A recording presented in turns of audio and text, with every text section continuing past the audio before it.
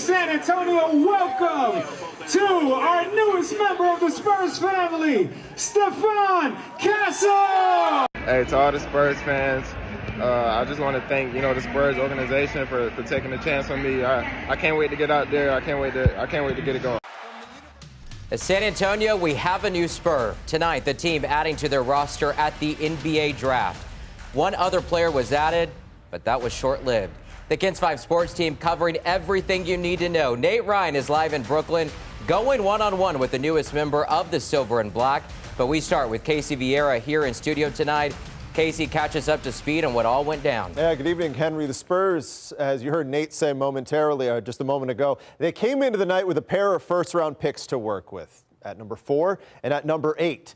They end the night with what they won, and perhaps some question marks, at least with the fan base, at the same time. First, the who, and the one that got come to town, maybe the best defensive player in this draft, Stephon Castle. Guard by way of UConn, the Big East freshman of the year, anchoring that point guard spot for the national champion Huskies. Also plays the other guard spot at 6'6", 210, 19 years old. Put up 11 points a game with 3 assists and 4 rebounds this season. 3-point shooting, though, that's going to be the conversation and a process. Only 26% from distance in 2024. Now, for a brief moment, it looked like there would be another blue blood guard coming to San Antonio. Spurs drafting Kentucky's Rob Dillingham at pick number 8, but promptly trading him to the Timberwolves for an unprotected first-round pick in 2031 and a first-round pick swap in 2030. Dillingham was the reigning SEC Sixth Man of the Year, put up 15 points a game, shooting 44% from 3. To that, we pivot and we go back to our buddy Nate out there in Brooklyn. And my friend, needless to say, interesting enough night, confusing to a certain degree, but it ends with the Spurs likely landing their point guard of the future. Yeah, Casey, and we're only lamenting the fact that I was just a couple minutes off from correctly predicting this entire NBA draft. I had Castle going 4 to San Antonio, and then Dillingham as well following him.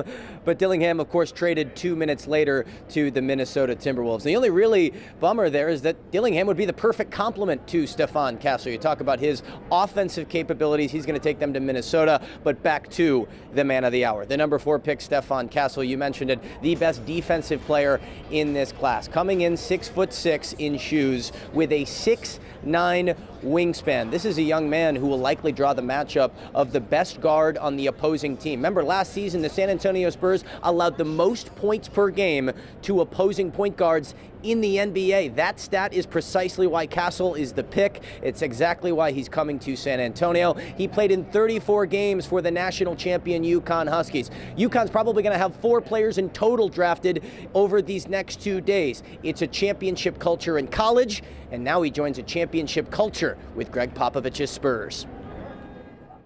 I was just playing for the best coach in college basketball, so now going to flip to the NBA and playing for, a legendary coach like Coach Pop, it's definitely a blessing. And, on the culture side of things, it's not really a big culture change from UConn to San Antonio. Just being out there during, the pre-draft process, you can tell that, it's a hard-working program and, super hard-nosed. So, I just can't wait to go out there and, just show what I got.